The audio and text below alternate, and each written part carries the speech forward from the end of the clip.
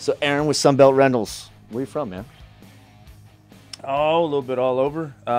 Started out in the hill country down here outside of Austin. Is that where you're born? You guys were born like... I was born in Houston, but all my brothers were born here in Austin, yeah. How many you got? 2. Okay, so... I've got Ross, who you know, who is... he's at Jacobs now, and he's the youngest. And then we have a middle brother who's a chiropractor up in West Fort Worth. No kidding. Yeah, he's in between us. So I'm 3 years older than Jeffrey and 5 years older than Ross. Okay, Jeffrey didn't have any appetite to be in this. Which one of you or Ross, which one of you guys got in this industry first? Ross did. No kidding. Yeah. All right, we're going to get to all that. So, but you were born in Houston and you were raised Yeah, in? here. I was raised. We came over here when I was 6 weeks old. So. Okay, so this is home. Yeah, we had a lake house down in Spicewood, so not very far from where JT's at. Gotcha. You know, it's funny because I met your brother once at Rosie's, like on 71. Yeah. He's like, oh, I've been coming here since I was a kid. My mom went into labor with him at Rosie's. Small. No kidding. Yep. And wouldn't leave because she said, they're not going to feed me for 2 days. I'm going to sit here and finish my enchilada plate. Get out. Oh, Yeah. your mom sounds like a nut, huh? Yeah. Sounds funny. So, okay, so where'd you go to high school at? Cleburne, Texas. Yeah, so about 3 hours north here, 2.5 hours north, about an hour south of Fort Worth. My mom met a guy, and they ended up getting married, so we moved up there. And I guess when I was in 5th grade, we moved there. Moved around a little bit before then, but ended up there when I was in 5th grade, and then ended up graduating from Cleburne, and then left from there and went to the Navy because I figured it was either I was going to go to jail or die if I didn't go do something else. So Sounds interesting. About most of my best friends all talk like that. yeah. So what did you do? I mean, were you an athlete in high school? No, not really. I was a team roper. You know, I was No more of kidding. a cowboy. Yeah, I built saddles. The whole time I was in high school, I worked at a custom saddle shop, and then team roped and just No kidding. baled hay and hauled hay and did all the country. Is stuff. that what you lived out in the country? Mm-hmm. Yeah. How big was that school? How big was that school? I think I graduated with 120 people. It's kind of big for those small I mean, it's a towns. 5A. Yeah, it's a 5A. Oh, so that's not that 4A, small. 5A back then. Yeah. I was like, that's a lot of people. For, Yeah, I think we had maybe 1,500 kids, something like that. 1,200 All right, kids. So it's a big school. Yeah, it's the only high school. So it's funny because, you know, I didn't know anything different. And then when I got married and moved to Indiana for a few years, there's like 7 or 8, 9 high schools in that little bitty town that we lived in Indiana. In the little town that I lived in, we had 1 high school. Yeah. And so it was really weird for me that you had a choice of high schools that you could go to. And, you know, where I went to school, there was 1, and it was for the entire county pretty much. So Did you like have to, like your rival schools were 30, 40 minutes away type of thing? Yeah. We played Crowley, and we played, we played South Dallas and some of those big schools. Sure. But yeah, they were usually a long ways away because we played bigger schools. So it was usually city schools. So when you graduated high school, did you go right into the Navy? Yeah, I left 30 days after I graduated. So what was like? How did you know that you wanted to go in the military, and then how did you know you wanted to go in the Navy? I went to when I was 17. I went, and I'd always wanted to go in the service. Like I'd kind of been my thing since as long as I can remember. Do you have any of that in your family lineage? I mean, My grandfather was in the Army, and then I guess both my grandfathers, my true grandfather and then my step-grandfather were both in the Army. And then on my dad's side, his father or his stepfather was a master sergeant in the Air Force. And so, you know, they didn't really talk about it though much. Like, you know, it wasn't ever talked to to me, but it was. I just always thought that it was, you know, a cool thing to do, a way to go give back, and you know, I always thought that it would set you up on the right path, you know. And I'm not a school guy. I wasn't a college guy. It wasn't in my DNA. Matter of fact, I didn't even go to high school my senior year. I got expelled. Long story, but ended up going to college instead. And went to college for 2 semesters while I was waiting to graduate, and then ended up leaving for the Navy right after I got out. So you weren't joking. You're like, I had to go or I was going to get arrested. So yeah, I mean, it wasn't. I didn't get in trouble. It was more of a issue that we had with the school leadership, if you will. They didn't like my mom. It was a lot of it. They didn't like her because she was a successful woman who was single, raising 3 boys, and in that small town, you're supposed to have a man to help you out. And, oh, is that what it was? Yeah. So what did your? I know that your mom. You've talked about her before. Yeah. She's a big influence. It sounds like, and she was self-made. Yeah. Businesswoman. It sounds like did really well for herself. Yeah. She's done great. You know, she came up through a man's world and, you know, kind of figured her way through it, and it's been cool to watch for the last 30 years or so. You guys pretty close? Yeah. Oh, yeah. I talked to her last night. I mean, Nice. we talk all the time. Yeah, we're actually planning our big family vacation for next year. We got to plan these things a year out because there's 27 of us that travel. So is it like you guys going out of the country or staying in the no, States? we're gonna stay in the country just because we have a bunch of little kids. So I think we're going to Hilton Head or Hilton Head's nice. no, it's we're flying into Wilmington, North Carolina. It's Telephone Island or something like that. Oh, I don't know. I don't know. I don't know. I've never been. So How'd you find it? I don't know. So, what'd your mom think when you were going to join the Navy? She was pissed. Why? She was pissed because, you know, she didn't want it to happen. And, you know, I was 17 and I'd gone and taken the ASVAB and I'd gone through everything as far as everything you could do before signing a contract. And I had to have her sign for me. So we had to have a conversation around it. And, you know, I had a good job. I'd picked electronics tech, which is what I wanted to do. You were an ET? Uh-huh. All right. Yeah, so was I got to go to BWE school and all that stuff. So Where was that at? in Great Lakes So you graduated from basic in Great Lakes and then you had to stay there for your A school? for a year, yeah. Oh, For what's 9 that months. like? It was horrible. That sounds horrible. It was horrible. I left 3 days after I No, graduated. I left there. Not one day after I graduated. Once I left there, though, I was there for. It wasn't horrible though. I dated a couple of Harley models out of Milwaukee. We partied a lot. Like Oh, it yeah. was fun. Like it was you know a what, that really part good time in my life. It was fun. Because you're only like 45 minutes from Milwaukee, right? Yeah, I lived in Milwaukee. I do like Milwaukee. Yeah, I mean, you only had to be at the base when you were on duty. I mean, it was a little looser back then than it is today. You they didn't make you live in barracks or something like Yeah, that? you had you lived with 2 other guys, but it was like a hotel room. It wasn't. Yeah. But were you your housing was in Milwaukee basically? I had a girlfriend there, so Oh, I would okay. just go stay with her when I could. Sure. That's how it normally worked. I had Yeah. a roommate that did that and it was awesome for me cuz one he was never there, so I basically had a place to myself. It was pretty nice actually. Yeah. So but we were deployed all the time. What did you do? So you went to school there for how long was that school? Oh, how long was that school? I don't know, 8 months, 7 months, 8 months. And then do you have C schools after that or Yeah, then I left and went to San Diego. I was in San Diego for almost 5 months. So you spend a good more than a year Oh, yeah. before you even see the fleet. Yeah. Well, then I left San Diego and went to another school in Virginia. What was that school? I went to HF school in San Diego, and then What's I went to high frequency, Okay. and then I went to UHF school and SATCOM in Virginia. That's kind of cool. So now you're a year and a half in. You still haven't seen the fleet? I'm E3. I was at E3, fixing to make E4 by the time I got to my ship. I made E4 as soon as I checked into my ship. So what did you serve on? The USS Detroit is an AOE, is a fast combat supply support ship. So carried about 185,000 tons of bombs, 10 million gallons of fuel, a bunch of frozen goods and ammunition for the fleet. So we were kind of like the fleet's grocery store, but we were self-sufficient. So nobody ever cruised with us. We'd have a sub with us occasionally. I was like, you didn't have any defenses? We defended ourselves. So we had Sea Sparrow, we had Sea Whiz, we had Oh, okay. 50 cals. I mean, we had air defense and water defense as well. Where were you stationed? New Jersey.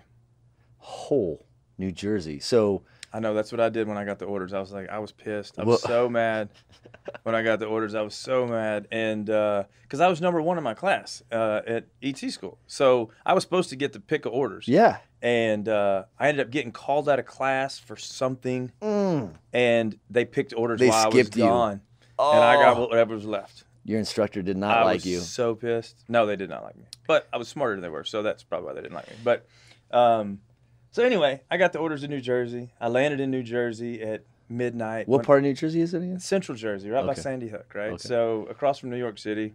It's snowing the night I landed. It's like snow's like 12, 15 inches.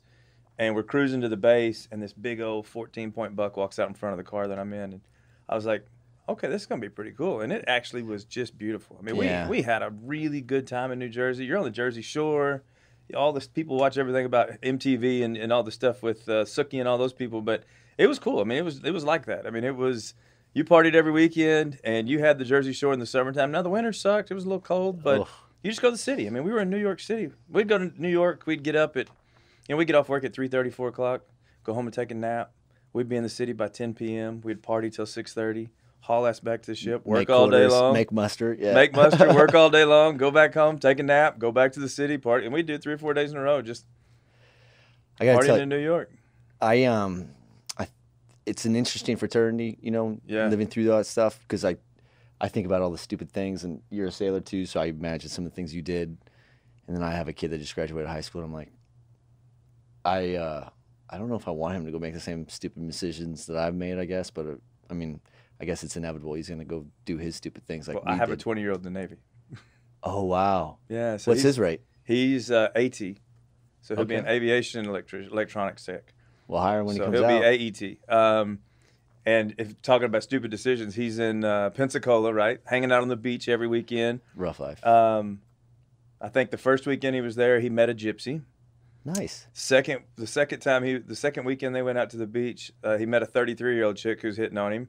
And then last weekend he met two 32-year-old Brazilian chicks. So he's living his best life. How long has he been in? He's been in, it'll be a year in July. No kidding. Yeah. So was he probably E4 now, I'm guessing? He's fixing to make E4. So Yeah. I think he's got to finish this school and he'll make E4, yeah. I got you. So going back to you, so you were 17, 18, you went to school, so you're 18 by the time you hit the fleet. I was 19, fixing to be 20 when I hit the fleet. It makes sense. And then what years are these, by the way? 96. So how old are you? 44. I just turned 44. So I'm 2 years older than you, but we were on the pond at the same time. So you were in 96. So I was, by then I was in New London, Connecticut. Okay. I was stationed there. So, but I did the opposite as you. Like we would just take the train from New London. We'd basically flip a coin and be like, okay, you want to go to Boston or you want to go to New York? Right. You know, north or south, let's do it. And you got to remember, those are the days before there were cell phones. And Yeah. like you kind of had to coordinate some things, you know, or you relied a lot on those taxi drivers to tell you what's what, right? So the good old days. So how long were you in for? 6. Okay, so were you stationed there the whole time? Yeah. So they wanted me to transfer, and I talked to them and just let me stay because I didn't want to go to another duty station and have to start over because I was the LPO Sure. where I was, and I didn't have a chief, so it was actually me to the Divo, and so it was a good gig. I mean, I got away with murder pretty much. I mean, I could pretty much do whatever I wanted. How often did you guys go to sea? Oh, I got paid arduous sea duty. We were at sea 270 days a year. So I had an average higher. Yeah, I had like 288 days a year on average, Yeah. and it was cool. Cause I had a liked brother. it. Yeah, I did. I had a brother that had graduated West Point and was in flight school as first or second lieutenant, whatever that is, and I think I was making more than him at the time as an E4 at sea. Yeah. The sea pay, sub pay, and all the premiums you get on top of that. I was like, this ain't so bad. Well, the great thing was, you could go party crazy, and then you'd go to sea for a month or two, and then you'd come back, Restack and your the bank bank account, account. is a savings plan. Your bank account's filled back up, and fuck it, let's go party some more. I know, dude. I was telling one of my kids, one of my sons had a wrestling tournament in Kansas this weekend, so we were coming back, and somehow it came up, and we were talking. He was talking about savings, right? And, Yeah. My dad, got them a book, same book he got me when I was in high school. It's Richest Man in Babylon or whatever, Yeah. but it's the principle of saving 10%. And I was like, yeah, I just had an allotment set up to where I had so much sent off into a savings account that someone could go invest that money for me. So the money that did hit my bank account, I could piss it all away and never worry because I That's was right. saving so much already. And because I was at sea all the time, I was actually doing pretty good because you can't spend money when you're at sea, So I'm like, it Just worked on out. It worked out. vices. Yeah, I know. But you can't, you don't have a lot of that stuff on the ship, or at least on the boat when I was on. So you were, You're on a sub, right? yeah, yep. So I never saw those. Like I don't know where you guys operated. You guys ever go into the Med? You guys go all the way across? Yeah, so we used to do it, but I mean, we had subs with us all the time. I mean, hell, we unwrapped a sub out in the middle of the Mediterranean one time. Really? That was pretty wild. Yeah, we did it with rib boats. It was wild. I was wondering how you do that. Yeah, and then y'all set up a conga line and No kidding. yeah, it was wild because it was right after 9/11, right? So Yeah. nobody could pull in anywhere. We hadn't pulled in anywhere. We didn't pull in anywhere for 167 days. So hold on, you were at sea during September 11th? No. I was at the Trade Center for September 11th. I was in the Okay. lobby. Okay. But we left 10 days later and went across. Hold on. So we're gonna have to scratch the paint on that. So you were in the Trade Center when the planes hit? Yeah. Me and my mom. Well, why were you there? I'd been home on leave because I was getting ready to go to the Med, And she came to visit you. and she said, "Hey, I've got a meeting in New York. Let's just go up a couple of days early. We'll hang out. We'll stay at the Marriott. We'll get a suite, and we'll hang out in New York for a couple of days, and then you can just catch a ferry and go to the ship." And I was like, "All right, cool, yeah." And so we just had breakfast on the 28th floor that morning. Yeah. And then how like when you left, how far after? I don't have the timing. I mean, I do have. So the I timing. was leaving I was using the ATM at 8:11 when it hit, and I walked outside And I called my mom and I was like, hey, don't get in the elevator. Some idiot just flew a little bitty plane into this building. How you can hit that building, I don't know. But Wow. I'm sure they're going to evacuate the building, so don't get in the elevator. Because she was heading to the 104th floor. And she's like, okay. And I could, there's So she came down. She listened to you. Yeah. And so, but she went out the opposite door. So I'm on this side of the building and she went out the opposite side, which is 2 blocks away, right? And and then we lost each other. And I went a couple of blocks away and couldn't get a hold of her. Obviously, cell phones weren't working. I went down to the Chase Bank building where I'm standing out there talking to a bunch of people and we're watching. And so I go into the building to use their phone to see if I can get their phone to work. Doesn't work. First building comes down. We all take off running, get down. I'm like, she would know where I'm going. She knew I was going to the ferry terminal. I'm just going to go to the ferry terminal. So I go to the ferry terminal, sit there and wait for her. Can't, and I'm sitting there. The second building comes down. I'm like, I'm going to get out of here. This is crazy. I got to get out of here. And I'd heard that the Pentagon got attacked too. And so I'm like, I got to get back to my ship. Like, we're going to have to get underway. And so I jumped on the ferry. My phone rings when I get on the ferry, and it's my mom's CEO. And he's like, hey, I just talked to your mom. She's alive. She's good. And about that time, the ferry's backing away, and I see her walking in front of the pier. And, dude, I lost it. Like, yeah, because you knew she was alive. Yeah, it was bad. So that's horrible. We got over to, I don't even remember where we pulled in, where the ferry pulled in. But anyway, I'm sitting, I just walked into a bar, and I'm watching TV, and I just needed a drink. So now you're in civilian attire. You're not in your uniform. No, I'm in civilian attire, yeah. And I had a backpack with me. I didn't have a backpack with me anymore. I'd given all the clothes away out of it so people could breathe. Mm-hmm. The girl I was with at the time was pregnant with my son. Well, she knew I was in New York, but she hadn't talked to me, so she didn't know if I'm alive or dead. So I'm sitting at the bar for a couple hours, and I see her drive by through the window, and I run out and get her, and she gets out and starts punching me because she thought I was dead. And, we finally found my mom 4 days later. She ended up, because she didn't know where I was. She never saw me on the ferry because she couldn't see through. She ended up at a nurse's house on 5th Avenue. Just a stranger. And they put her up for 3 or 4 days. And finally got a hold of her once the phones kind of started working again a few days later. She came over and stayed with me for a few days. The captain called me. She's like, we're not pulling out until the 21st now, so you need to be on board the night of the 20th so we can pull out. We're leaving at 5 a.m. And so you had a few days to rendezvous back there. Yeah, she's like, do what she said, I heard that you were over there. You got some time to do what you need to do. And I was like, okay. So we got my mom over to my place, got her put up, and then the CEO from Belfour, who she worked for, they sent a plane for her because she wouldn't get on a commercial flight. So they sent a jet for her and got her back to Texas. And she didn't get on a plane for a long time, man. It was wow. She's still scarred from it. It's still it's pretty intense, yeah. I had no idea. Yeah. That's a crazy story. Have you shared that story with other people in the space? Not many. No, I don't talk about it a lot. It's and that's a super fast version. Yeah, that's a super fast version because it's you put that in a box and put it away. It was horrible for a lot of people, and luckily we made it out alive, and we were good. So I wasn't active duty. I did get recalled for like 4 months after it happened. Really? I'll tell you the stupidest thing is, when you're on a sub that's deployed a lot, you know how the military works. Like, they don't give you raises and bonuses, so to speak, right? But the only thing that they can do to reward you is to try to find a way to benefit your quality of life. So for me, there was some stupid like 30-day sea trial that the ship had to do to get certified for, the next deployment. And one of my chiefs was like, hey, let's go find you a 30-day school where you can stay on port because we could function without you. And that was like my reward, Yeah. Those schools, those 1 month schools in the military are really designed for to take a break almost. Yeah. I felt like you show up, at 8 o'clock, you were done at 2 to 1. Yeah. At the latest, you Yeah. know. So, and it was the Anwar 6 Victor, which was like basically a platform that I don't even know if we had it on the submarine at the time, but if we did, we probably weren't using it all that much. And, but it was just something that was random that would arbitrarily let me be around. Well, I didn't realize that platform was really more for surface ships. Mm-hmm. Yeah, we had them. Yep. And Assault Craft Unit 5 is in Camp Pendleton, and those are the hovercrafts, the LCACs, landing craft air cushions. Yep. And they have them. Those things are fast. Holy cow, they're fast. They're awesome. Like, I got to tell you, I was in the submarine base. So I went Like let me tell you my story. Like Yeah. I wasn't like you. Like how long did you know that you wanted like your junior year? Like, hey, when I graduate, I'm going to the Navy, or was it halfway through your senior year, or like at what point No, were like I knew probably when I was in 7th or 8th grade, I was you going to knew? service. Oh yeah. Okay, so I knew I was going to the military too, but I didn't know what branch, and I didn't know what.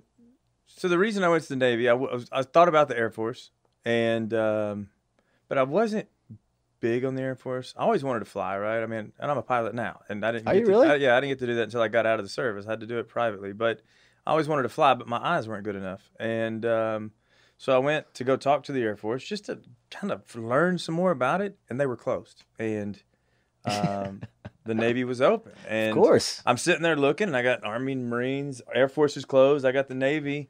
And the Air I'm Force thinking, only works every other day. well, so. I'm thinking, I'm not sleeping in a ditch and eating MREs, Oh, and who I don't want wants- to get shot at all the damn time. The Navy, I get 3 meals a day, air conditioning, and a bunk. I'm going there, Yeah, and they are pretty technical, you know. I mean, so, sure. and so I went and took the ASVAB, and I was a pretty smart guy, so I did all right on it. And they were like, "You want to be a nuke or an ET?" And I was like, "ET." Nicely done. I didn't want to be on a sub. Thank you for your service, but I didn't want to be there. Yeah, it was a great place to. It was the right thing for me, Oh, to do, but I 100%. could see that. Yeah, and so that was kind of how I went to the Navy versus any of the other branches. Was just basic But you had the mind. self-preservation. But you were smart enough to ask the right questions to kind of know, Yeah. like, what's my quality of life going to be? Because that's what it comes down to. Yeah, right? absolutely. I don't know. I'm really happy. Like the sub community has been great for me. It was a hard place to be, obviously, when you first hit the fleet, because I always joke, I'm like, I can only compare it to like prison, where like you are nothing. You are, I mean, your name is Nub, non-useful body. Hey, Nub. Because all you do is, breathe their air and fill their shit tanks and eat their food. You take up bunk space. You're not a qualified watchstander. It takes a year to earn your fish or your Right. warfare pen. You're nothing. You're a nub, Right. non-useful body. So I don't know if I would have probably joined it had I known about that, but I'm glad I did, because that pressure test certainly helps you deal with, trials and tribulations a little bit better. But I mean, it sounds like you got that too with what you were doing on the surface. Oh yeah, I mean, I went 2 cruises, right? I said I went to the Persian Gulf twice, so I was over there during Desert Fox and Kosovo and that whole genocide thing. Yep. We ended up going to general quarters at 10:30 on Christmas Eve in 1998. No That was kidding. pretty wild. A Interesting. gunship and a oiler tanker tried to sink us. So Shut up. yeah, come through the Straits of Hormuz. Yeah, so you got to deal with the stressful situations, and I think you got to learn.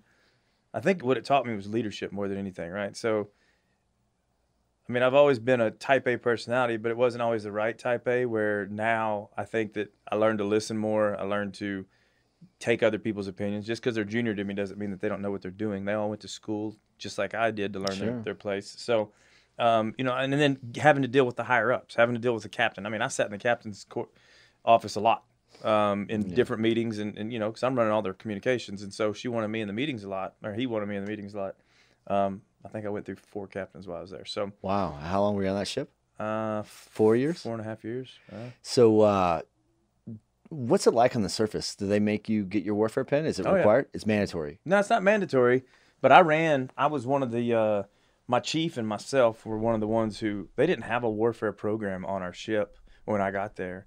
And No qual card for you to just plug into? what's that? They didn't have like a ship's qual card and be like, get after it. Nope. So we built the syllabus for our ship, and me and him kind of got people from all the other departments to put a Contribute. warfare program together. And I think our last year and a half or 2 years I was there, I think I qualified 250 or 300 people. No kidding. So you probably sat on those boards. What I were sat you on by the boards. then? I Were sat on the you- boards as an E5. Okay. All right. Everybody else was an E6 or a chief, and I sat on the boards as an E5 because I was the subject matter expert. I mean, Sure. they didn't have a choice. Now, did they make you qualify certain watch stations as collateral duty? Like, obviously, you're a helmsman or something. I don't know. No, you had to be qualified as officer of the deck, right? For You when you're in did? port, yeah. So anything E5 and above could stand officer of the deck. And so I got officer of the deck qualified as soon as I made E5, and then after that, then I was working towards my ESWAS pin. Another stupid random question. When you get to the fleet, do you have to crank? Like when you get to the ship? If you're below E4, so I got to the ship and I was in E4, so I didn't have to. So got to the ship I got the subs in E4, but they, I mean, everybody is basically by the time you Right. get to the fleet, right? And you have to crank for 90 days. Yeah, that's tough duty. So I cranked for 4 because I'm not I'm not that stupid. I'm not saying I'm not stupid, but there was I forget where the watch station was, but it was like Helmsley Plainsman or something simple. But I was like, I don't give a shit if I have to stay up the entire next 4 days. I'd rather do that than have to crank, right? So I got qualified at watch station as fast as I could, and then I eventually got qualified chief of the watch on a submarine, and I think I did that still as an E4. So y'all are a lot different than surface, right? So on the surface, you've got you've got the bridge crew and you've got the CIC, right? The command and control. And, CIC is right next to the bridge, and CIC is the dark room where all the OSs and the EWs and everybody sit. So as an ET, we had to stand watch, but we stood watch in our own space at the back of the ship, and then we were in charge of Sight TV as well. So we were in charge of making sure everybody had entertainment, as well as... That made you popular, probably. 100%. You get those movies watching. If you don't get those movies watching. Yeah, we had. And so when I got there, we only had one channel, and then we ended up wiring up, so we ended up having 4 channels. So we had 4 different movies going all the time. Man, we did. It was actually a lot of fun. Just all the stuff that I learned. We didn't have telephones, like you said. We didn't have cell phones or SATCOM. You didn't have satellite phones and all that stuff. We didn't even have email. No, there was no email then. You're not getting email. And so I found an old 20-watt ham radio and put in a request to the captain. Ended up wiring that thing up, and we would be 400, 500, 600 miles off the Atlantic coast, and people would stand in line. And I had it set up in a little office, and they'd stand in line. And you could call on the shore, and there were people on shore listening to ham radio, and they would call your parents for you so that you could talk to your parents over a CB radio. Get out. Yeah. So we set Nothing that up. Like that. Yeah, we set that up. That was super cool. And then they ended up sending us to fiber school. And we ended up, me and 3 of my guys ended up running all of the fiber network for the entire ship, for SIPRNet and NIPRNet. So that was pretty cool. To do it on a ship built in the 1949, we had a fiber network. That is cool. How big was that boat? Or ship? Sorry. 890 feet long, 240 feet wide. Damn, it's almost like 3 times the length of a sub. It's big. We had a 42-foot draft. How many people? Oh, wow. How many people were on that? 600, 630. It's a big crew, actually. Yeah. I didn't even realize how big that was. Yeah. So, look, 140, 150 of them were women. No kidding. Yeah, that was wild. I think the submarine community is probably benefiting a lot from having women in it. And I say that because when you're stationed in London, Connecticut, it's the submarine capital of the world, right? It's nothing but subs, and back then it was nothing but guys. And the only women I ever saw in the military were like if I had to go to the corpsman or if I had to go to the dentist. But those are the only times I ever ran into the opposite gender when I was, in the military, which probably didn't give me any advantages. But if you think about the industry we're in right now, it's pretty dense in dudes, right? So it wasn't a hard transition for me, to come in and be like, all right, well, I'm just surrounded by, and it's not. I just don't know if there was a lot of people that wanted to be on submarines, guys or girls, right? And same with this industry, right? I love this industry. This industry is awesome. Some people, it's just not a homogenous. It's emerging and evolving so quickly that people don't know how to explain what it really is yet, because it evolves and reinvents itself so often. So I think it's hard for some people, and some people are like, look, I know what the finance industry is. I know what the automotive industry is, or, something that's a little bit more established, manufacturing, retail, whatever. Trying to get into this space sometimes it's too big of a reach to understand what that space is. I have a hard time telling people what I do for a living. I can tell you I do the rental business, but that's not. The rental business is a big, nasty animal, and when you tell them I focus on mission critical, well, what is mission critical? Man, exactly. I make sure your phones keep working. Really, that's at the end of the day, that's what we do is make sure all your apps work and you don't get the little spinny thing when you're trying to stream your Netflix, So it's funny because all that is true, but that's really not exactly everything that you do, right? So that's why it's really hard. I had like Peter Gross on here once, and he may have the biggest brain I've ever met, right? And it's like, Peter, what do you tell people you do? And he's like, I just tell people I'm an engineer. And I'm like, that's no fair because he's a PE and you can do that. And people are like, oh, that makes sense. Like, but this industry, like, how do you codify it? How do you explain it to people? And it's one of the most challenging things, I think, for most people, right? So what about, so what year did you get out? 2002. June of 2002. Okay, so was that, did you always know you were going to get out, or did you ever think that you were going to re-enlist and stay in? So I actually had orders from my next duty station. I was going to shore duty, probably, right? Yeah, it was. I was going to go work for Chief of Staff. I was going to go work for an admiral. Where at? Out of Washington, D.C. I was going to be in charge of their communications for when he travels around the world speaking. That'd been kind of cool, actually. It would have been awesome, right? But I'd have been gone. I'd have been gone on a private jet all the time, traveling all over, setting up comms.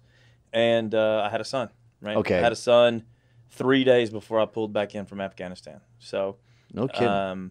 yeah, and so I had to, I knew he was coming, obviously, and I just decided that, they were going to pay me 60 grand, 65 grand to re-up. And Yeah. plus I got, I had some pretty badass orders, and I just decided probably wasn't the best thing to be a dad and be gone for, the next 4 years of my life. And this is the son that's in the Navy now? It is, yeah. So did you have any input or influence over him at all in terms of what he did for this rate? I mean, you were like, hey, son. Oh, yeah, of course. Yeah. So he tried to go SWIC, right? So Yeah, he trained awesome. for a year and a half to go SWIC, and he was working out with all the That'd be awesome. with the Special Forces guys in San Yeah. Antonio. And the ocean's cold in San Diego in the winter, he found out. Oh, yeah. I heard. And so he got to Hell Week and ended up dropping out in Hell Week. So How long is SWIC? It's Special Warfare weeks. Combat Crewman. Yeah, 8 weeks. So 8 weeks. Yeah, and he made it to week 4. Is it at the same place where like okay? Yeah. So it's in North They're right next to Silver each other. Strand Beach. It's yeah. in Coronado, North Yeah. Beach. Yeah. So I did the I've gone down there and do the Super Seal a few times. Yeah. And they do it in I want to say it was maybe March, and that's a super cold time. So imagine we would drink until 2 a.m. in the Gaslamp District, and then stumble across the streets of the Hard Rock and stay the night, wake up to be in the water for a triathlon at 6:30 in the morning. Yeah. And the water temperature is like in the upper 50s? Yeah. Or 55, 54? I would say maybe mid 60s. Yeah. It was cold. It's cold. But you're standing there in your wetsuit, and you're on the sand, and it's it's 10 degrees warmer than the water was. Or no, maybe it was colder. It was colder there. I remember thinking, I'm like, man, the water's cold, but it's warmer than where I'm at right now. So they had a really messed up thing they would do to him, and they'd take him out to the pool. The pool was heated to 85. So they'd make him get in the pool, and it was 35 to 45 outside usually when he was there. So they'd make him go jump in the pool at 85, get out soaking wet, and stand at even attention bigger. for 2 hours. And then when they start drying off, they had a decon station, what they called it, and it was all these rubber things that squirted out high pressure water, and they'd make them go run through that, and it's cold water, and then make them go jump back in the pool and then stand back at attention for another 2 hours, like just to keep them wet and cold for hours and hours and hours on end. Well, so listen, so that changes your contract, I guess. So he was going to SWIC, and that's the next amount of So time. that was 6 years, and now he's been in almost a year, so he just signed new orders, I guess, March or April, and he did 5 years. So he'll get out still in get 27, 28, he'll get out. Well, when he does, you send him our way. We're always trying to hire, especially ATs. I'm hoping he re-ups, man. I think that he does really good with structure, and so I think make a career out of it. I think that he would do really well there if he made a career out of it. Good for him. I mean, he'll be done at 38. Then you could still come do something in the Sure. data center space, and now you just have that much more leadership and that much more knowledge that you could kind of bring back to the civilian world. So, well, speaking of that, let's dovetail back into that. So in 2002, you got out, I did. Yeah. and then what did you do? I didn't know what I was going to do for a couple months, and then I went and interviewed at a little construction company. Hold on. So when you got out, you got I Uncle Sam? moved back to Texas. Yeah. okay. So I Uncle moved Sam, in with my mom again. She was home alone, so Was it still up in? she's in Fort Worth. Okay. And so I went to and interviewed with a company that they had just bought over in Dallas. Her company had just bought it, but they hadn't really integrated them yet. And so I took a warehouse job, making $12 an hour. Sure. Yeah, and Just to tell it, figure just out what you try want to to figure do. out what I want to do. But I needed to have something to do. Get up, go work in the Now, morning. were you married, divorced? No. Okay, you have Yeah, one son. I had a son. I didn't have custody of him yet. He was living in Italy at the time. Oh, was your She got transferred to Italy. She was in the Navy. She was active duty. What was her rate? Just curious. ET. Okay. It was a bad thing. Gotcha. You're not supposed to do that in service, Yeah. But so anyway, moved back here, took that little job, wanted to get into sales, went and talked to the manager. He told me he didn't need sales guys, and I said we were doing fire restoration at the time, and so I said, well, what if I said there's a pager that you can get, and there's people that listen to the scanner. I said it's $15 a month. I said if you pay for the pager, I'll chase on my off time, and if give me 6 months, let's see how I do, and we'll go from there. He's like, okay, we'll do that. So I did it for 6 months, sold $600,000. His number one salesman in the entire office did $1.5 million. I did $600,000 on my off time. So needless to say, I got a sales job.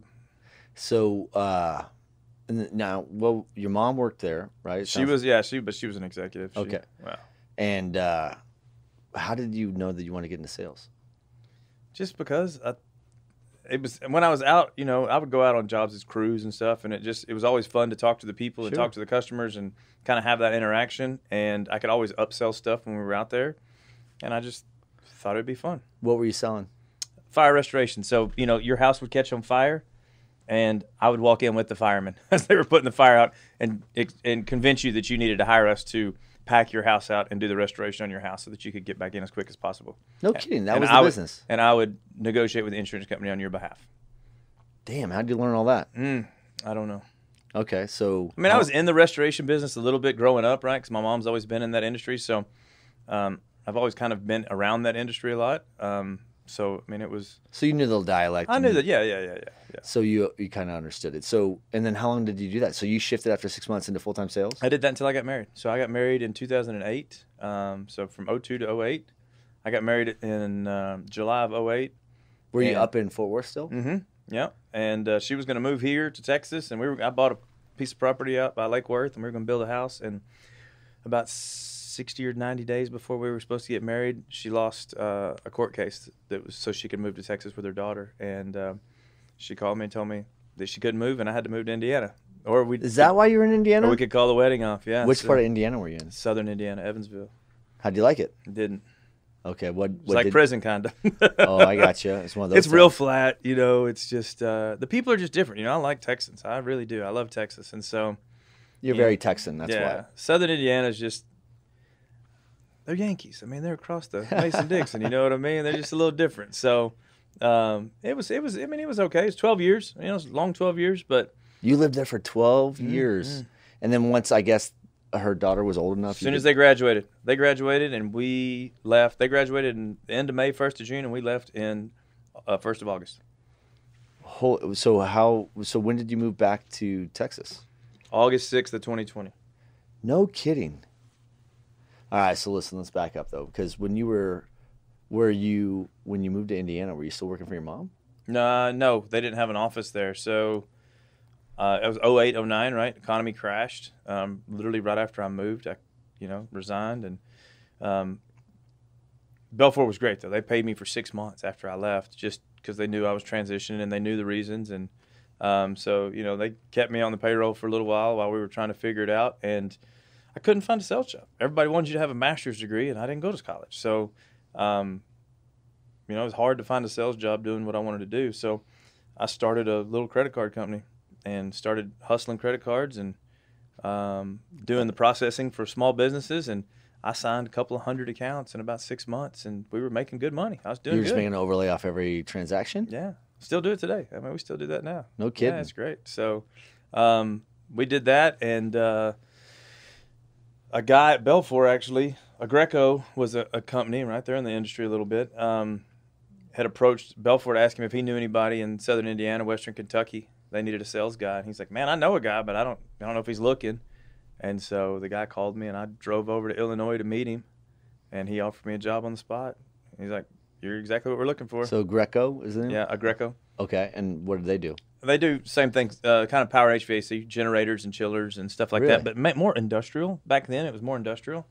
So I went there for a few years, and then I always wanted to be at Sunbelt, though. Like, Sunbelt was where Why? I always wanted to be, because I used to be Sunbelt's largest customer when I was when I lived in Fort Worth, when I was at when you were in Belfort. restoration. Yeah, I knew those guys really well. I knew that whole team, and they were always just a really cool company, and I liked their culture. I liked everything about them, and it's where I wanted to be. And they didn't have a spot for me. They were kind of in the downturn of 08 and 09. They were kind of shrinking as well, just because everybody kind of got squeezed back then, and so it just wasn't the right time. And it didn't come around for a few years, but it came around in 2012 and 2013, I guess, is when I came back to Sunbelt. And the day I left Greco, Sunbelt called me that afternoon and said, hey, your resume just came across my desk. And I was like, really? I haven't put a resume in. And they were like, well, you need to come talk to us. So you left without having something on like a new opportunity lined up? Yeah. You're just like, I have to leave here. Well, I get it. They just never paid me. We were always negotiating. Every time came time for commission, we were negotiating commission terms. And you never knew what you were working for. So. Yeah, that'd be tough. Yeah, it was tough. Yeah, it was tough. You know, and I've got a new family, and I had a new baby, and it was we just bought a new house, and it was just too stressful. So Yeah, seems tough. yeah. So when you went to Sunbelt, is that your introduction into Mission Critical?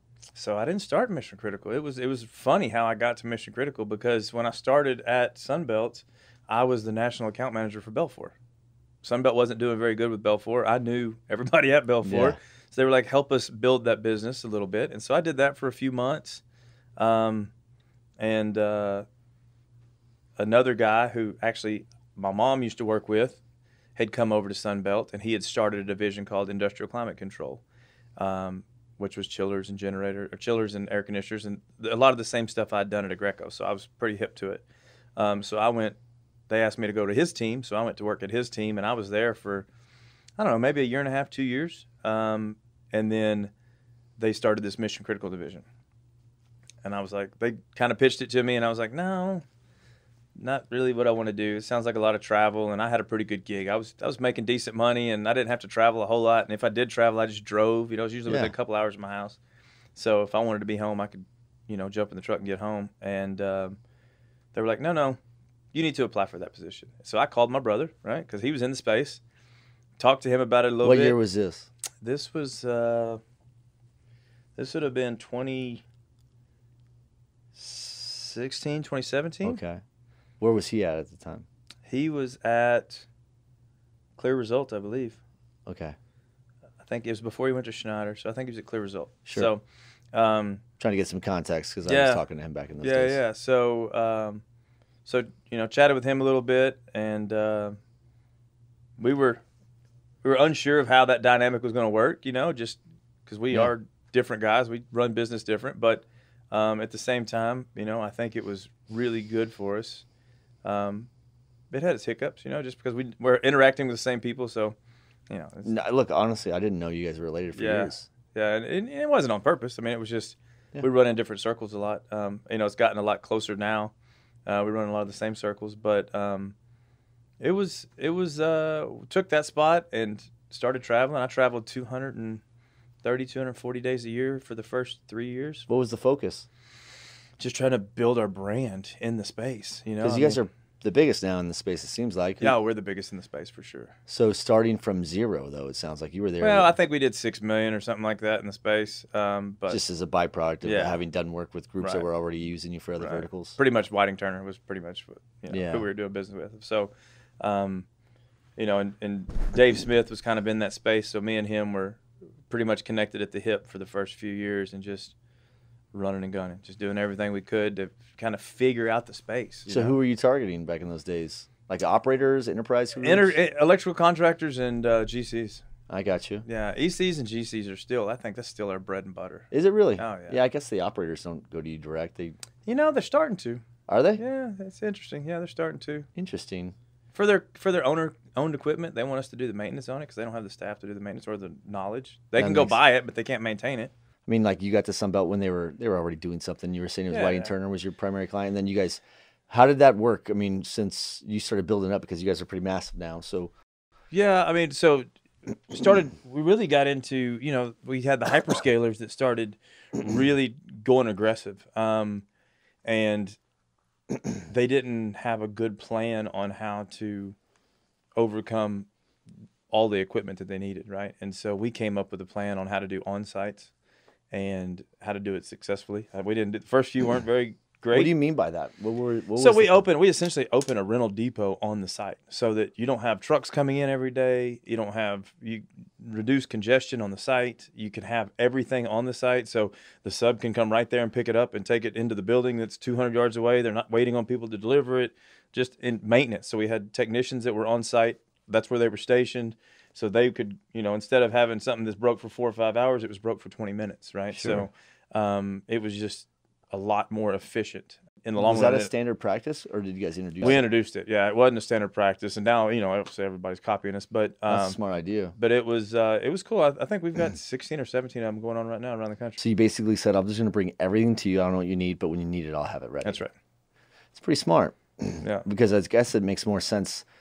People are going to use it if it's closed versus if it's sitting in your yard in another state or another county or something. Well, and you build a few of them, you go through the process through a few phases, and we've got a lot of really good data about everything that's going to be needed at day 27, day 57, day 77, day 177. We know what equipment's going to be in that space because we've done so many of them now. So it just makes sense where we can scale up and scale down and bring stuff in and out on off hours so it doesn't disrupt the site. I mean, you talk about having 3, 4, 5, 6 different rental companies bringing semis into the site and having to get escorted, and they're not, from a safety perspective, everybody's not badged in. They're having to be escorted. So all of our guys are badged. They've been through all the safety stuff. So it just made sense. I mean, it really just became easy. How big Sunbelt?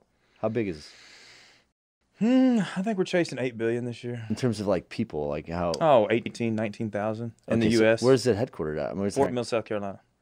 Okay, and then Right where's outside of Charlotte. outside the U.S.? Where's the headquarters? It's in the U.S. or is it the U.S. So headquarters? Sunbelt Inc. is headquartered in the U.S. Okay. and then we have Sunbelt UK, which is headquartered in the UK, Okay, and How then we're old of- expanding into Europe now. So. how old of a company is it? 91, Oh, so it's not that old then. 91, I believe, is when they kind of came out of the ground. Interesting. So Yeah. they started in the Carolinas, you said? Yes, yeah, East Coast, yeah. Then they ended up buying Nations Rent back in the day, like 06, they bought Nations Rent, and that really kind of exploded them when they bought Nations Rent. Because that took them to the other coast. Well, it just kind of it just quadrupled the number of stores they had, and it took them to the other coast. Yeah, Interesting. yeah. What about okay, so you got there and they discovered, hey man, we're doing something in this space now. This is a little bit new. Let's figure out how to grow this. And you started really chasing down all the GCs and the ECs. And then you just started patching that together. Yeah, like I said, Dave Smith he'd been in the space for, a few years and kind of had started growing it and seeing where it was going, and the Rosedens and of the Sure. world were kind of really dominating that space, and we had a good relationship with them on other fronts, and wanted to be with them on the mission critical side, and so really just kind of hitched our wagon to a few different people that were kind of coming up through the space as well, and I got lucky. I'll be honest with you, I got lucky. Yes, I've met a lot of people and we've done some good things, but it's I've had a lot of people help me get there. Just Sure. a lot of friends and people like you who've just, that you get to know. And I think it's still a people business. As Sure. automated as we are Sure. and what we're trying to accomplish in the mission critical space, it's still a people business at the end of the day. And I think that's kind of what I'm good at. So in that time, like what's been the greatest challenge for you as you evolved into just being a specialist within mission critical? My time was the hardest thing, just because you're traveling. I mean, I was traveling, like I said, 200 and something days a year. And you just get burned out. I mean, you really, really do Yeah. get burned out traveling that hard. And so, had some conversations with our leadership, and we've just recently put a team together. So we have a whole mission critical team now that kind of helps us.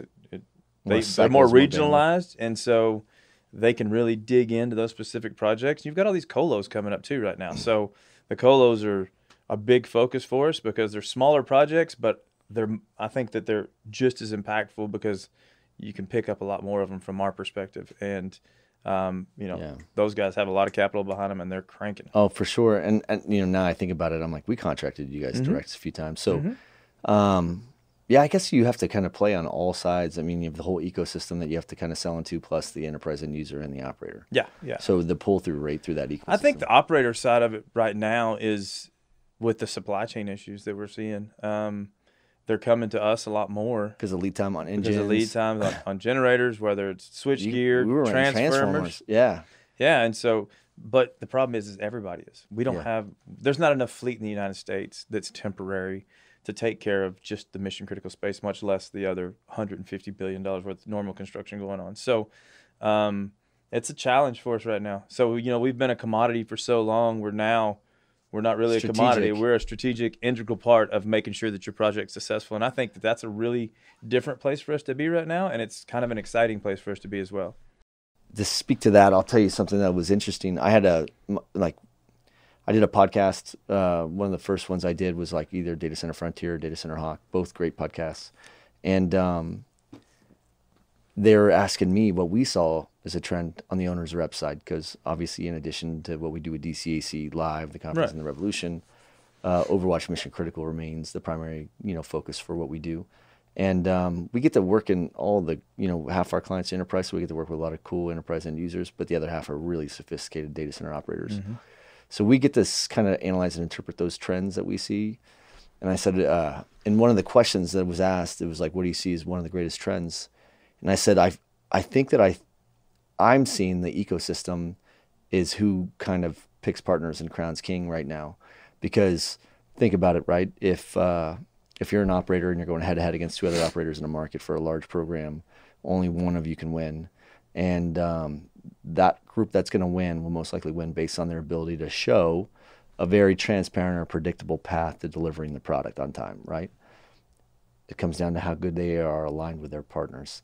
And if you're not aligned with your partners well, you still may make it over the finish line, but you're going to pay a premium maybe to do that, where you have groups like you that are like, look, I have a limited amount or a finite amount of these things that I could offer. And if some groups don't pay you well or treat you like shit, or they don't partner with you in a collaborative way, you could be like, sorry, we don't have those available, and you're going to give them to a group that is more collaborative and more, partner centric, right? So that was my like, to speak to what you just said. I like being on this side of the industry right now because we work with a lot of operators, and I was talking to one this morning, one of the biggest ones, and they were talking to me about like lead time is 50 weeks right now on PDUs. And I said, okay, well, I would hate to be in your space right now, because how do you sell deals that have a life expectancy of 90 days and you have to guarantee that you're going to have this equipment ready for them? That means you're just basically purchasing a bunch of gear at risk and laying down deposits and manufacturers just to get ahead. Like, if you haven't started buying engines now for 2023, you may not have any, or you're going to have to rely on probably 2024, to be honest with you. Yeah, so if you don't have those on order now for deals that you don't even have in your hopper, right? Those are for deal, like if you don't have that capacity, you're not going to sell it. So it's not like the good old days where you're like, okay, you're going to sign a deal, I could get all my supply chain this fast, and I could go, my OFCI or my VMI is strategic, so I could stack it and execute. Those days are over unless you're laying out a ton of capital, right? So even then, it's crazy. So we just did a town hall, so our CEO flew around the country and met with all of us, and that was a big topic of conversation, was just our suppliers being able to supply us. It doesn't matter how much capital you have. There's people that won't accept POs anymore because they know that they can't produce them. So yeah, the amount of money, I think people are realizing, just because you have a bunch of money doesn't matter when it comes to supply chain, because there's a queue. Can you move a little bit here and there, some stuff? Maybe, but in the grand scheme of things, you're not going to move all of your suppliers just because you can pay more. And I think that has been an eye-opener for us from a supply standpoint, but trying to be super ethical and super transparent, like you were saying, with your customers that you're supplying, your team members, right? I mean, we try to be trade partners or team members with these people because, it really sits on our shoulders, and which is so weird thinking about it from the outside, that rental equipment was never, I mean, yes, you always needed it, but it was never super important, where now you can't build a data center without it. It fills the blind spots, right? So you guys were what we would ebb and flow into as I was renting transformers from you when I was waiting for the mining to come in, right? So like I said, I think that now, you guys get to kind of, you don't know it yet, but you get to influence who gets to win those large deals, because that operator that you're supporting is going to get your services or your materials or whatever it is, right? And that's all I was saying, is we'd have groups that would be stranded on programs, and then we would call suppliers that we've done a lot of work with and be like, hey, I know you always have extra, they're always building a little bit more to always have some padding. I'm like, is there anybody that you could like delay for a little bit and we could take some of those things off your hands? So you would horse trade. We were horse trading all the time. So that's a big key factor for us, is trying to figure out who has what you can get, because they get to decide. Like, if you're Starline as an example, like you're like, nope, yes, we'll give them to you. And like you said, it's not even a function of economics anymore. It's just who gets it. Everyone's standing in line. They get to pick whoever they want. Everybody's going. They want to do long-term leases on everything right now. Hey, we need a 24-month lease on power because we can't get our backup. And so that's been an interesting thing for me, to have to kind of step back from a transactional rental to go look at it from almost like an enterprise rental, where we're going to be leasing the equipment and maintaining a Maintaining it. package for this customer so that they can go do their So you're job. selling services and all Yeah. kinds of stuff. So it does Labor open up. and all the stuff that goes with it. So There's more channels, right? So it makes you guys have to get really creative. So do you see you as Sunbelt? Because I know that they absorbed another big shop just recently, right? a load bank shop we did. Yeah. We bought ComRent Yeah. just to increase our load bank presence. So we're the largest load bank provider in the world now. So Yeah, you guys are monsters. so that was a pretty cool acquisition for us for sure. More inventory to sell. Yeah, I mean, it's kind of funny. Yes, we have a lot more inventory, but their inventory was already spoken for, and our inventory was already spoken for. So now we just have twice as many problems, really, is what it comes down to. I mean, it's good, but we have now we just have a lot more customers, because What's the greatest challenge in that side of the industry? fleet. Okay, but like to that, is it having not enough widgets, or is it that they're not? How many do you have that are sitting there in a warehouse because they're broken, they don't have the parts to fix it, or? Yeah, not as many as you would think. We do have some. I think our biggest challenge in that space is educating customers that you can't call us a week out. Like, we need 90 days. Like, you have to be on a schedule because we're pulling stuff off rent for one day, servicing it, and it's going right back out the door to another job. I mean, it's turning that fast just to try to keep up Sure. with demand. And so the guys that call us and say, hey, I need 5,400s for next Tuesday, yeah, you and 20 other people do, but we don't have them. I'm sorry. I guess the barrier to entry, it's not like there's a lack of pent-up demand for the product. It would be someone that has the capacity to go out and buy a bunch of stuff right now and have to wait a year, 2 years to get all their stuff, and they could lease it as they go. But once you're in the game and you have something, then there's an opportunity there, it sounds like, right? I mean, I think the supplier that most people use, the ASCOs of the world, I mean, they're 3 years out right now. I mean, their inventory's bought for the next 3 years. So Good Lord. to get into that space, you're a couple of years out before Yeah. you can even That's tough. think about getting it, because people like us have already bought everything that they can produce for the next 2 years. That's So unbelievable. Well, that's interesting. So you've been there. What's the thing that you've enjoyed the most? the people. I mean, I like the culture. Like, I think the mission critical space has a specific culture that you don't see in other construction markets. I mean, I've been in some of the other, restoration and remediation and stuff like that. And, you've got a younger crowd, if you will. I mean, I say younger, I still consider myself young, but, you've got the 50s to the 20s crowd, and they're all just hustlers. Yeah. I mean, everybody's just grinding, and they're all really smart people, and most of them are really interesting. You know what I mean? So I think that the people aspect of it, because I'm a people guy. I love people. So I think that has been one of the coolest things of all of it, is getting to meet guys like you and Jesse and Yeah. the No, we get to- 15 or other 20 of us that are pretty tight knit group. So I think that's Yeah. the cool part of it. I tell people, I'm like, man, we are in the greatest industry. What I feel is one of the greatest times, and it does have the greatest people, right? So a lot of I'm really close with some guys that I wrestled with in high school or served with in the Navy, but I'm also developing some of my best friends that are in this space that I get to hang out with, and Yeah, different phase of your life, right? yeah. So I got to tell you, I think that this industry is an oyster for people that are just getting out and they're not sure whether they're getting out of the college or out of the military, and they're like, I'm not sure what I want to do.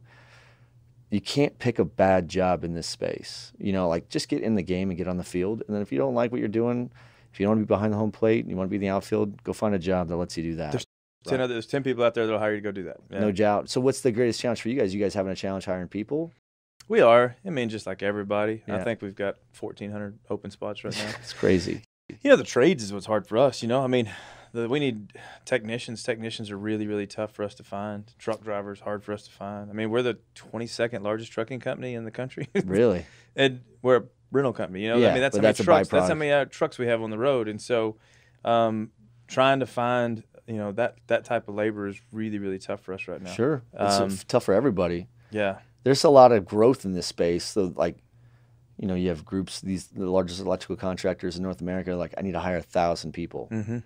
Well, that's going to be tough, right? And there's only so many people that are in the trade schools, which is why I'm a big advocate for hiring transitioning veterans. I think I was just, we live in a small town, right? We live in Blanco, and they don't have a shop class in junior high anymore. Like, Yeah. how much stuff did you learn in shop? Like, Oh, yeah. that's where you learn to work with your hands, and you learn what you have a screwdriver to hold, and Sure. you learn all those basic knowledge that you need to figure out if you want to go be in a trade, and being that we're in Texas, I was just talking to some high school kids at my house a few weeks ago, and a couple of them are going to go to welding school. They want to go be welders on the pipeline because they think they can go make a bunch of money there. And I'm like, you can be a welder to the data center business, probably make just as much, if not more, and you're not out in the middle of a pipeline. Sure. And I think so. I think from a mission critical perspective, education. I know that's a big part of what y'all do, and us too. We hired Shane McKenzie, and he goes around and talks to high schoolers and colleges and veterans, and that's kind of his deal, is to try to pull people into not just the construction industry, but the mission critical industry and all that. But I think our high schools is a lot of what we're failing at when you're talking about being short in the trades, because you've been told for as long as you can remember that you need to go to college. Yeah, exactly. It's funny you say that too, because right now, I was talking to JT, and he's telling me about electricians that are making $250,000 a year, and I'm like, if you think of there's a lot of guys I know that never, they're very successful in this space, never spent a day on campus of a college. And I have that same conversations with my kids and their friends. I'm like, you could go right into the trades, and there's so much demand there that it doesn't take long, as long as you like working with your hands and you like the work, right? So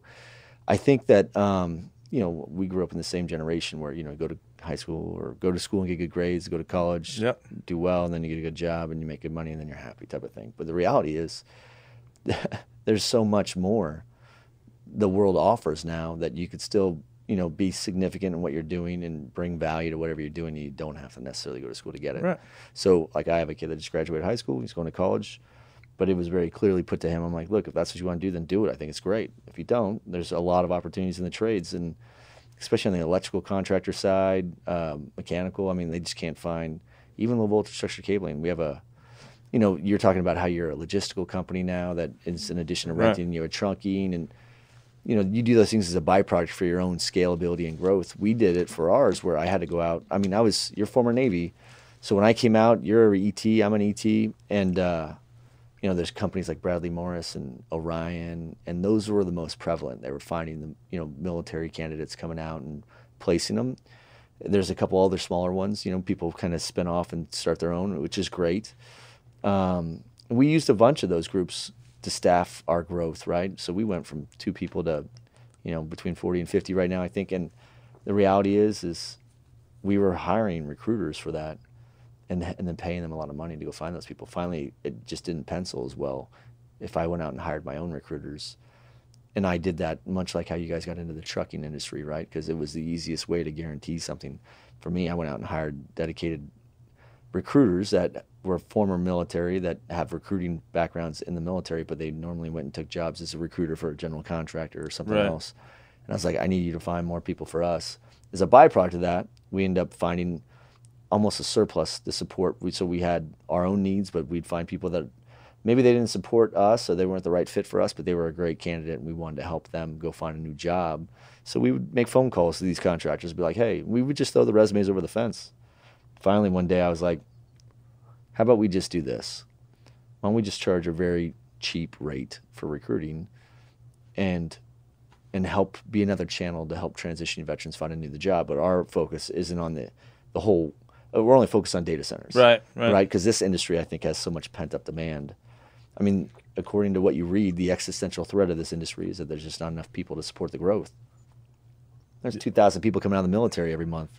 Some of them have backgrounds like you and I, and they're hungry. They just need an opportunity, and they'll hustle, right? So if you can find those people and marry them up, if we could help do that, that aligns itself with our mission as a business, right? Our mission as a business, like yours, right? We love helping our clients, unleash all these emerging technologies, but we also really like having the opportunity to find a place to park veterans to grow their career and have a new mission. We know that when we do that, especially like the combat soldiers, right? So we're on you and I were on a fleet. You hit general quarters, it sounds like once.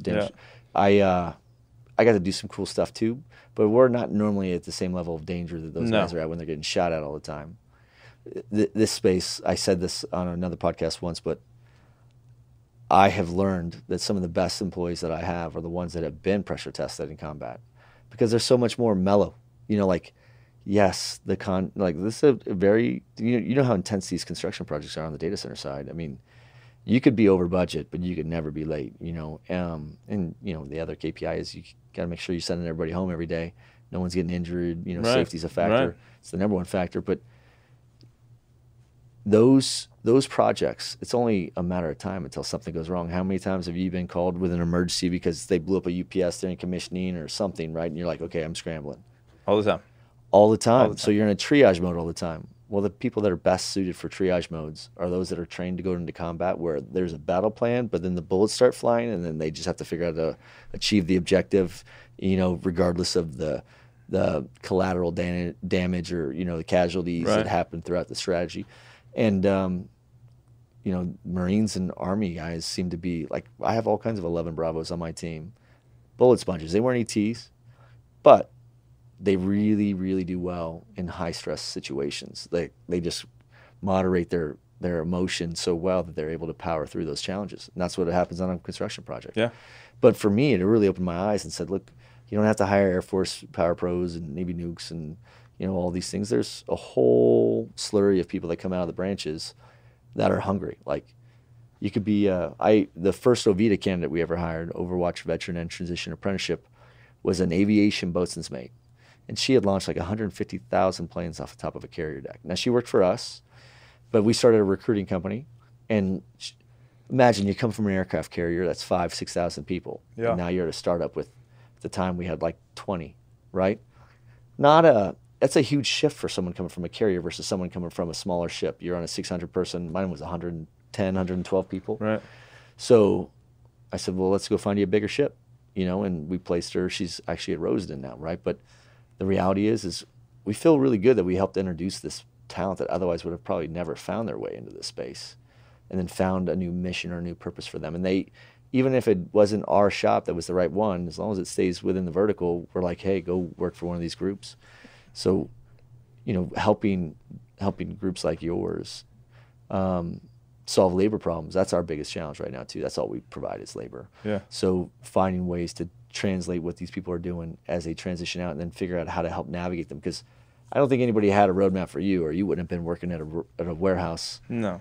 For $12 an hour. How do we help more people transition into not a more meaningful job, because those jobs are great too, right? But a job that allows them to feel like they're doing something significant, like Right. launching planes off carrier decks. Well, and I think you get that team atmosphere too, right? And that's one of the, like talking to my son, like that was one of the reasons he chose the military, was because he played football his whole career and he liked the team atmosphere of a football Sure. team. And college isn't that way. You're kind of on your own. Going Sure. into trade school, you're not really that way. You're on your own. So I think that's what drew him to the military, was that The team tribe. atmosphere Yeah. and having that tribe. And I think coming out, that's one of the first things that you miss, is that you don't have anybody around you anymore. You're all on your own. And so Yeah, it's true. I think, if you can put them with a team, whether, somewhere in this vertical, we've already talked about the people and how great the people are.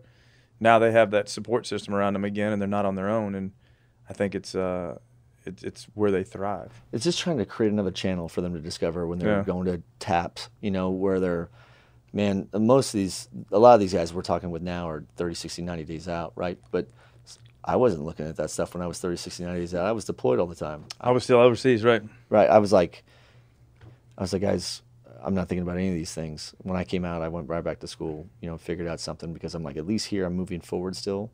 I don't know what I want to do yet, but at least I know I'm doing something that's still moving me forward, right? So finding something, that's it. It's just trying to figure out how to land into something until you find what you really want to do. Yeah. So are you happy with the shift that you made? Obviously, it sounds like you're crushing it over there. Yeah, that's great. Now that I've got a team, it's actually fun again. I'm having fun again. I got to handpick the guys and they were internal guys, but they were just rock stars that I'd become really close to over the years. Nice. And they understood the data center space, because they, one of them is, up in the Midwest, up in Iowa, Nebraska area, and so he's been entrenched in that for the last few years. And then my other guy was out of Phoenix, and he's just a good dude. They're both just really great guys. And so, we're bringing a few more on, but it's a hard candidate, somebody that I can deal with every day, and, somebody that kind of understands our culture and what we're going after. So it's fun to build that team. I think that's why I'm having fun again, is watching those guys grow and teaching them kind of the things that I've learned over the last 5 or 6 years. I think that's the fun part of it, is being able to transfer knowledge, work yourself out of a job. But you're sitting on the front lines, right, of a lot of this stuff. What are some of the trends that you're seeing in the industry right now? I think it goes back to, it seems like it's getting faster and faster. Everybody wants to build more faster. The square footages keep getting bigger. The megawatts keep getting bigger. Everything, the density keeps increasing. And how do we keep up with that? And, not just an industry, but being personal, like how do we Sunbelt keep up with that? And I think that is one of the hardest things.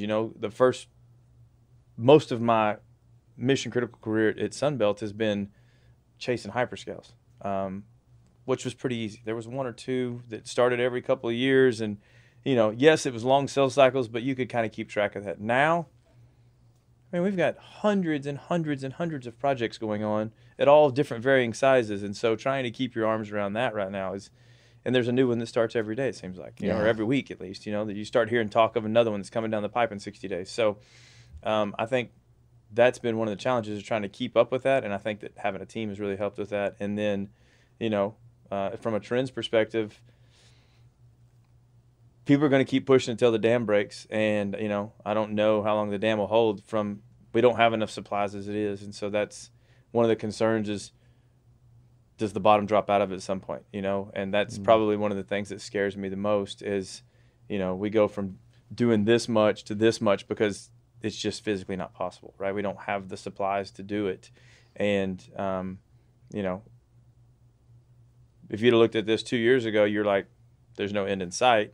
Or now you're like, probably not an end, but there's going to be a plateau at some point, is what I feel like. So, I don't know if I agree. I'll tell you, I do agree that there's demand will always probably exceed what's available. Yeah. But I do think that we haven't seen really what the byproduct is of the adoption of technology once AI and AR and VR are omnipresent in everything we're doing. Like when this becomes like a Google Glass or Apple, Right. Whatever it is, and it aggregates even more data, like I don't see the demand for technology reducing enough to allow this plateau to ever exist. I think that you're going to see. I think it's from a construction. I'm not saying from a technology perspective. I'm thinking from a construction perspective. Until we can get more factories open, we can get more busways and load banks and generators and all of the things that we're trying to produce to put these things together. We're on this crazy trajectory right now, and at some point I feel like it's going to have to level out to right set before it takes off again. I don't think it's ever going to drop. I don't see it dropping, but I just, it's going to have to level set so that we can get caught up. Because right now, like you said, you're waiting 24, 36, 50 months for some things, and that's bananas. It's crazy. It's not sustainable. I would not want to be on the operator side right now, because it just seems like that's where all the pressure's at, is on the procurement of the gear. I wouldn't want to be a manufacturer right now. Well, they're making money hand over fist, but you have to say no to a lot of people. And you're getting hollered at every day. Yeah, I could see that. Well, like if you were to, what's advice that you give to people? You don't have to be the smartest guy in the room. A lot of times you'll learn a lot if you just shut up and listen, because there's a lot of other smart people in the room too. So, I even tell my guys, just be nice and just listen. If you just listen, people will tell you everything that you want to know if you just listen. So, and don't overwork yourself. You can get burnt out real fast because there's as much work as you want to go get. You can go work 7 days a week, 18 hours a day. Sure. Chasing everything you can chase, trying to build every relationship you can build. And it's a marathon. It's not a sprint. And so, I sprinted for many years when I first started. And, my family paid, my health paid, everything paid, right? Just because you're going and going and going and going. Sure. And so, I'm real cognizant with my guys to tell them just don't burn out. Don't try to eat an elephant in one bite. You can't do it because it's a big world that you're in now. And, we're playing with silly dollars, and it's crazy. There's crazy schedules and crazy money, and everything's crazy. But just take it one day at a time, and don't sacrifice yourself and your family for, the greater good. No, it's good advice. What other, anything else that you want the listeners who don't know you and I mean, I didn't know you. I mean, I knew you for a long time, but I didn't know that you were Ross's brother for the longest time until one day someone's like, "That's Ross's brother." I'm like, "No, that's Aaron." Yeah, yeah. Like, no, that's. And then I realized, I'm like, oh, Yeah, the we're last all names. Johnsons. Yeah, we're all Johnsons. It's such a common name. Yeah, well, you know, it's an adopted name. Matter of fact, I don't even know what our real name. Really? Yeah, Jones maybe. I don't know. I can't remember. All right. Well, Yeah, I mean, that's a while. Johnson works just as Yeah, fine, right? I like Johnson. I've been a Johnson as long as I've been alive, right? So Good for you. yeah. No, man, I don't think so. I think we're in exciting times. You know, Yeah. I think that's the cool thing. Is that we're in really exciting times, and even with all the doom and gloom with the supply chain and everything, I think that if there's a will, there's a way. You know, you just gotta go figure it out. Well, what's one last thing as we bring this thing home and we close this out? What's one more thing that you want maybe the industry to know about Sunbelt that they don't know? You know, we're here to help. I mean, you know, our motto is we make it happen. So I think no matter what the challenge may be, you know, we're always expanding into new technologies. You know, we're in some battery storage technology right now to try to reduce fuel because fuel's so high. So we're into solar light towers now. So just our our ES&G perspective of our company, I think, is one of the fastest growing parts of our company, and we're always looking for new ideas. And so, just because we don't have it today doesn't mean we won't have it tomorrow. You know, I think a good example of that is we just bought Mahaffey Tent, right? So it's called Sunbelt Structures now, Temporary Structures, which is one of the oldest, largest tent companies in the U.S. Nice. And it's just trying to give everybody a turnkey solution, right? People have always come to us for everything. And I think, you know, we keep adding these bolt-on acquisitions. As long as they need it and they find value in it. That's right. So, you know, we can be a turnkey shop, and that's really what we're striving towards. So if people want to learn more about Sunbelt or you, how do they find Yeah, it's that? just sunbeltrentals.com, you know, and then I'm on LinkedIn, Aaron Johnson. You got it. And then, you know, we got DCAC coming up in September. I'm Hey, ready. listen, I think you guys have been one of our day one supporters. Since the day one, yeah. Day one, man. I remember a Yeah. couple years ago we were at Brazos Hall and it was way too hot upstairs. Yeah. And like, listen, my sponsorship next year is going to include adding. It was like We added 80 tons. Yeah, thank God, man. But listen, DCAC wouldn't be where it's at if it wasn't for friends and partners like you guys that have been like always in our corner. So Yeah, it's a great conference. It's one of my favorite conferences of the year for sure. I appreciate that. I have fun with that conference. I do it selfishly to learn as much as I can. So the people that are speaking are typically the ones that I'm like, it's not what they're talking about. It's just I know that they move the needle in this space, and I want to hear what they have to say. I want to hear their philosophy or their thoughts on something. Right. Not because I may not have my own, but simply because it's just better to sometimes understand what theirs are, to see if I'm off or if they're off or if I'm moving in the right direction. You know, so I hope that people come and enjoy that conference to learn more about the space, primarily by learning more about the people within the industry because they're the ones that make the difference. Well, and I think the focus on networking, I think, is really important at that conference. I mean, I don't know, 200 or 300, 400 people are there, and you know, I meet somebody new every year that I'm there, and I think that's one of the cool things that you get the time to actually make a meaningful impression and actually get to know somebody at that conference. And you know, it is the anti-conference, but I think it's a networking event as well that Sure. y'all do a great job with. So, And again, I appreciate it. Thanks for your service. absolutely, Thanks you. for sharing your story. That's a pretty crazy story on September 11th. Yeah, I'm going to have to go deeper into that one when we have some brown yeah, we'll water, dig maybe. into it off there. But and thanks for being here and thanks for the support of DCAC. So it's awesome to hang out with you, man. I'll see you in Orlando next week. Maybe, Yeah. man. All right, take care. Thanks.